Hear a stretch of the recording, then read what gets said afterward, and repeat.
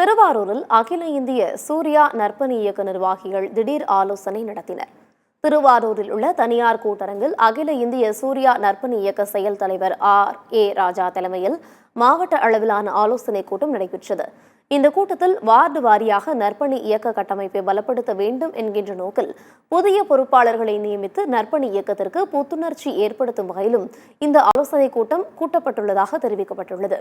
கூட்டத்திற்கு முன்பாக செய்தியாளர்களை சந்தித்த அகில இந்திய சூர்யா நற்பணி இயக்க செயல் தலைவர் R.A. ராஜா, அகில இந்திய சூர்யா மன்றத்தை பலப்படுத்துவதற்காக மாவட்ட வாரியாக இந்த கூட்டத்தை கூட்டி வருகிறோம் என்று தெரிவித்தார்.